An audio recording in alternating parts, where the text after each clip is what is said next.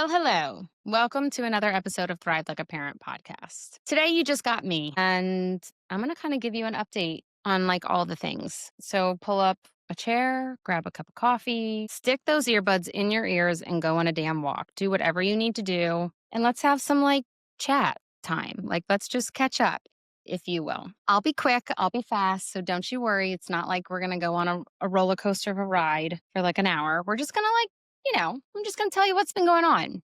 Now, the first order of business that we need to discuss is this damn eclipse. Okay. So I'm not going to lie. When summertime was over, like August ish, late August ish, I don't know, maybe a month ago, I was like, what is going on? Like, what in the what is going on? And someone was like, well, it's the eclipse and it's this and it's that. And I mean, I really wish I had time to keep up with the universal moon diagram or whatever the heck we call it, moon calendar. I don't really know. I downloaded one of those apps one time and I looked at Carter and I was like, I really want to learn this astrological stuff. And he was like, since you have so much time. And I was like, I do.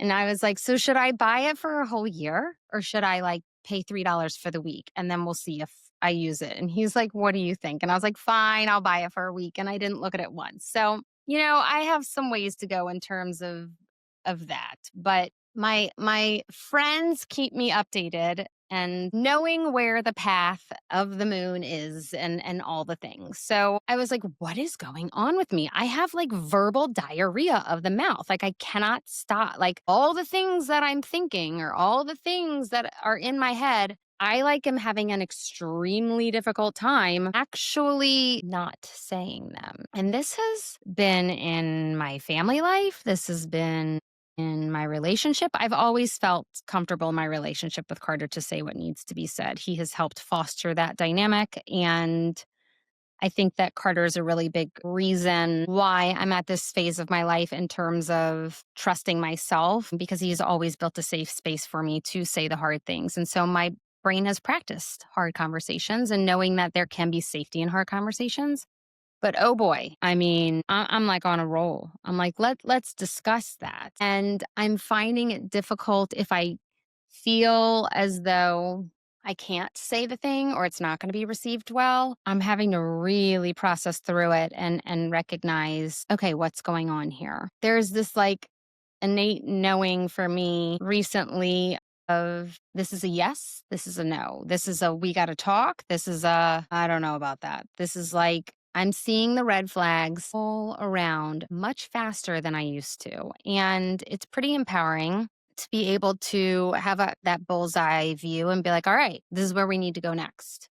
I would say that that probably has to do, yes, with the eclipse, but also with just what's happened in my life. There are some things that have taken place even within the business this year, starting around February, where one day I will do a whole podcast on that. But we had some shifts within the business, and it forced me to step back into some areas that I had previously offloaded to some of the team. And it really required me to push in a way. So, with jumping back into the business and pushing, if you will, in terms of the backside, right? Like the things you don't see, which there's a lot that goes into this that you do not see. 1, 2, 3, 4, 5, 6, 7, 8, 9, 10, 11, 12, 13, 14, 15. I've got like 15 people and counting, right? We've got like some contractors and things like that. Anyway,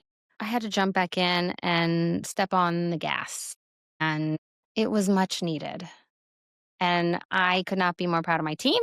And I could not be more proud of the place that we're in with the business. And it's to the point that things are running so smooth and so well that it's time to step into projects that I have literally put off for years. So I'm going to tell you a secret. And I don't know where else I'm going to share it, but lucky you. It is time to do the book. It is. It is time to do the book. And damn it, I'm going to do it. Let me tell you why it's taken me so long, okay? So, this is the backstory. I actually started the book. I started the book years ago. I started the book before Jonathan passed away. I started the book probably in the first or second year of this business. I probably have 3 or 4 chapters. Lord only knows what they're like now. I'd have to read through them and I'd probably be like, Lord, thank God we didn't publish that. But anyway, I was like, we're going and we're going fast. And then Jonathan passed, and I was like, we need to slow our roll. And the problem that I've had with writing a book is that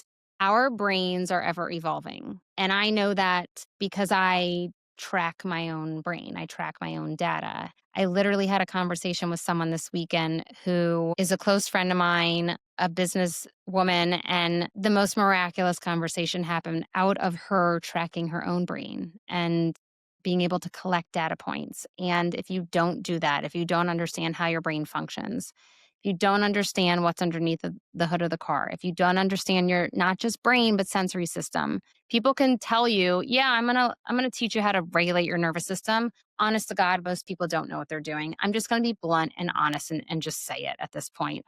Right? Thank you, Eclipse. Like they just don't fucking know what they're doing. And it's regulation is not just about relaxing and being calm. Regulation is understanding how to throttle between the brake and the gas. It's how to understand if you're a seeker or an avoider or low registration or sensory sensitivity or like it's there's so many more things that you need to understand than what a lot of people are kind of help making you believe at the moment.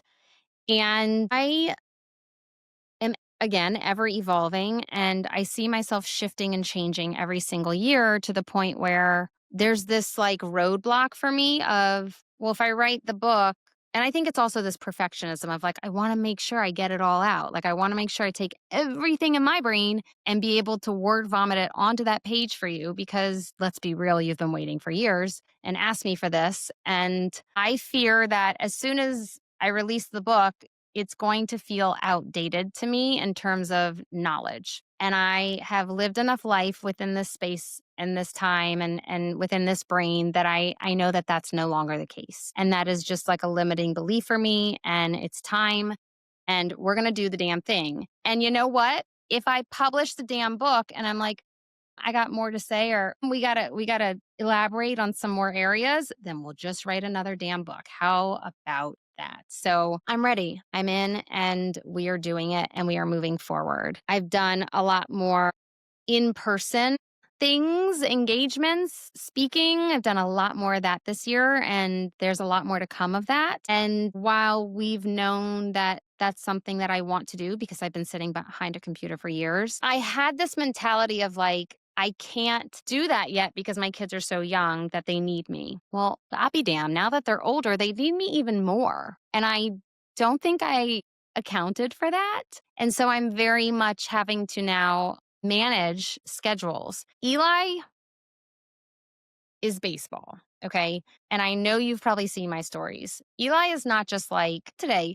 Eli is like, let's fucking go baseball. Like he is diehard. He has found his thing. It is baseball. Look, if he changes at any moment, totally fine. Gonna support whatever he wants. But I see this drive in Eli with baseball and this like healing power of baseball that dance had for me. And it truly can make me cry, like just talking about it, because I feel that everyone needs their dance in their life. Everyone needs a passion. Everyone needs a thing. Charlie, we have worked really hard to find his passion. Up until now, it's pretty much been Legos. Charlie can complete a Lego set that's about 18 to 20-year-old Lego set in about 2 days. It's pretty fucking wild. They're all displayed all around his room. It is unbelievable. And he's just got that brain and it's just fantastic. He also does baseball, but Charlie's not like, this is my life. I'm obsessed with it, baseball, like Eli is. And so Charlie has always wanted to umpire since he was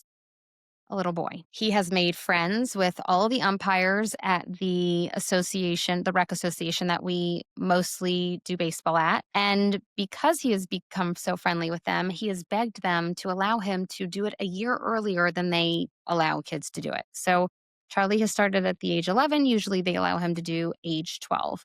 Charlie is also doing baseball because I said, look, let's just make sure that umping is your thing. So we're going to do one season where you do baseball and umping, and then we can decide. I gotta figure out in my brain if like, I don't know. I don't know. I feel like there's gotta be something that we're working towards, right? Like learning a skill, like honing the skill and improving or learning, like just growth, right? And I'm a little iffy on like, is umpiring just a really fun job? And he's like, yeah, mom, I just want to make money. I swear to you, this kid is like, anytime I'm gonna like, he literally said this in the car this morning. He was like, anytime I have the opportunity to make money, I'm gonna go do it. I'm like, you're 11 years old and you already have that mindset. Okay. But there's something in me that really wants him to still have something physical. So I don't know. We'll see. But we have Eli in select baseball right now. Okay. He does rec in the spring, but he does select in the fall. So we have him in rec or select baseball.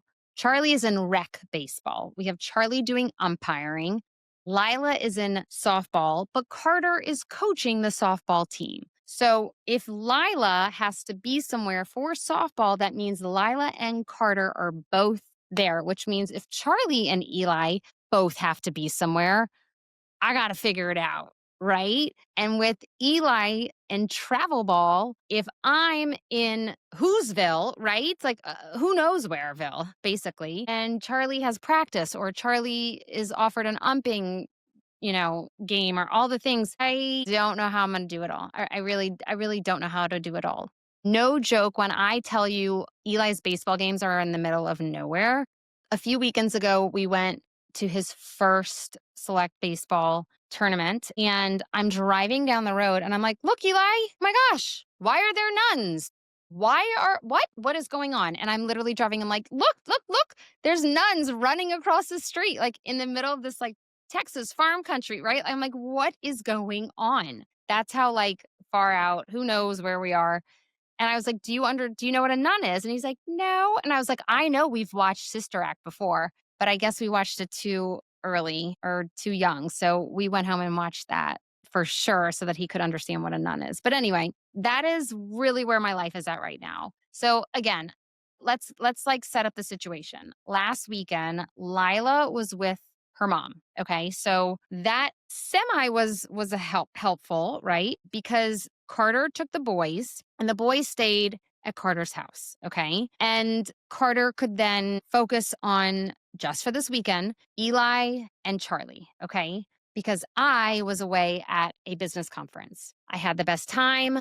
I had 3 women stay here. It was in the city and we had lots of fun. So that's why the children evacuated the house. It was fantastic, so much fun. It was all the things I needed it to be. But I missed Charlie's first umpiring game, which breaks my heart that I missed that. Even though I got video, like he commanded that stage and I'm so proud of him. I had to rely on other moms to help with Eli's travel ball. Carter could get Eli there, but then Carter had to get Charlie to practice. So then he had to leave. And I'm so grateful and I would help a mom in a heartbeat. Like, yes, you want me to help your kid? Like, yes, like, absolutely. There is something with me asking for help. It's almost like because Carter and I don't live together and I'm widowed, like, I'm at a slight disadvantage of like, most of the time I'm one person, right? Carter also had a baseball game for Lila or softball game for Lila and I believe practice. So like yes, Lila was with her mom for the weekend, but like he was still bouncing back and forth to do her too. And I was out of the mix. So it's been a really, really interesting fall to figure out how we're going to make all this happen. And continue this because Carter and I always talk about how our relationship suffers, and we know that during the spring because there's just so much going on. And we don't get as much quality time together. We don't see each other as much. We have to really make efforts to make sure that we connect and all the different things. No joke, I am feeling stretched and pulled with Carter in the fall. And this is the first time I've ever felt that, which is absolutely wild. And it just goes to show that like things ramp up. They don't get easier. And no joke, Charlie's 11 and I'm like, all right, well, when the kids start driving, like, okay. Like, no, I don't want to like wish away years, but I think I need an extra driver in the house, right? It's a lot. It is a freaking lot. I'm loving it. Don't get me wrong. Like I'm loving life. I'm happier than I've been in a really, really, really, really, really, really long time. I'm more healed and whole than I have been in a really long time. Things are really good. Things are really, really good. Things are phenomenal with the business. I'm so grateful that we're at where we are. Like I can't say enough good things. But things at the same time are stretched and pulled. And that's the name of the game when you decide to have it all and want it all and go after it all. And I believe that we can make it work. And I'm going to make it work without getting burnt out because I know my tools, I know my skills, and I know how to support my brain and body, right? I know when to step on the brake. I know when to step on the gas. I know when to throttle. I know what my body can do and what my body can't do. I know when to go lay down. I know when I say, "Hey, I have a little bit of extra time. Let's do a catch-up podcast," which is right now, right? So, all to say, we're going to get this done. We're going to do it. We got this, and it's going to be so exciting. There's so many exciting things in the works and exciting things to come. I cannot even express and tell you. And I think it's partly because of my verbal diarrhea of the mouth. I'm not kidding you, right? I have been a little bit more outspoken on social media, which I'm finding very fun. And I'm like, you know what? I can say the thing. It is okay. For instance, gosh, this is probably going to get me in a lot of trouble and you're going to get so pissed off at me. But you know what? I'm going to say it anyway. Thank you to the moon or whatever it is. As soon as Charlie Kirk died, it was all over the internet. And I'm going to be completely blunt and honest with you. And you're probably going to say, this girl is a complete idiot. I am not a complete idiot, but this is how little I partake in politics. The reason I do not partake as much in politics is because I believe that I am one human being. I can only do so much in this life. I can only help so many. I believe that my contribution to this world is to help people gain the mental health that they've always longed for, understand their brain, and tell people and teach people and educate people on their brains. Like that is how I believe we're going to have world peace. Trump may think that he might have an agenda for world peace. Charlie Kirk might have thought he had an agenda for world peace. I don't really give a shit, right? I got to focus on me and what I can control. Okay. I had someone DM me and they were like, the only people who don't, something about politics, like if you don't have a political opinion or you quote stay out of politics, that's because you're white and privileged. And I was like, okay, well, let's keep going, right? Like I was like, okay, like we can always have some bullshit to say. Like it's like everyone has a comment for everything. Cool. This is where I'm at, like it or not. You think it's whatever, like that's just who I am, and I'm not gonna like apologize for it anymore. So anyway, this dude passes away. I look up who he is. I have no fucking idea who this dude is. I really don't. Okay. And all that comes to mind for me, literally all that comes to mind for me is this woman just became a widow. And like immediately my heart is like, because I don't hear every day when someone loses a spouse and we gained 3 more widows today. Like that's not everyday knowledge, right? Like that's not in our everyday genre of conversation, you know? But that was in my face. And I was like, gosh, like it was a human face that I could see and say, I wonder what that woman is going through right now. That woman, not that political party, not that extremist or whatever, a fascist or whatever. I don't like whatever. It was a human being, bottom line, human being. Okay. That's all I saw. And I posted in stories and said something about how sad it was that this woman she just joined a club that no one ever like we don't ever ask to be in this fucking club. No one wants to be in this widowhood sisterhood or like traveling pant. Like we don't want to do that. Like no, we would have rather stay on the other side, right? Like I don't need to be I never needed to be inducted into this sorority. Like never. Like I could have passed on this one. And so my DMs start blowing up. You can talk about her, but you can't talk about Gaza or Palestine. You can't do this, but you can do that. Oh, what did they say? Just sympathizer alert. What? What? Now, probably 2,000 people were like, no more. Goodbye. Okay. Like, what do you want me to do about? Okay. If that's okay, right? The only reason I posted something about this woman is because I speak about widowhood all the time. I speak about being a solo parent all the time, right? That is part of my platform. I don't speak about politics, right? Very rarely do I discuss the fact that I'm even Jewish, right? But I do talk about widowhood. And damn, like, whoa. And let's talk about this for a second, okay? So like this is the thing because I actually like processed this and thought about this a lot. And from that moment I just like kind of watched, okay? I just watched and observed and saw who was posting what and I just kind of like sat back and kind of like and heard from friends and this and that. I unfollowed this many. I just kind of listened, okay? And this is the from that entire experience, this is what have come up with, okay? And the best way to describe what is going on in our world from a brain lens, violence, shootings, hatred towards others, telling people they're wrong or right, name calling, DMing and ripping people to shreds, like all this violence, if you will, all this hatred, all of this very one sided, like not open minded, not accepting of others is become the norm. It has become wildly accepted and it has become our everyday lives. That is not how we grew up. That is not how I grew up as a child. Everyone had a right to their own opinion. And yeah, there could be heated debates. And you knew, like, I remember my parents knew who they could and couldn't talk about with politics. Or my parents also did not enjoy talking about politics. So I didn't grow up in a political home, right? To where that is like my everyday, like, genre of being. I also don't have fucking time for TV, by the way, right? I'm a little busy with travel baseball and watching nuns run across the road. But anyway, we are so used to violence. We are so used to like our brain has literally got become patterned to just, oh, there's another shooting. What else is new? Like when 9/11 happened, that was like earth shattering. It was like life altering. It was like everything stopped. Like school shut down. Like literally, I was in homeroom and then they sent us home. Like the world stopped because it was such a catastrophic moment, right? There are synagogues and churches and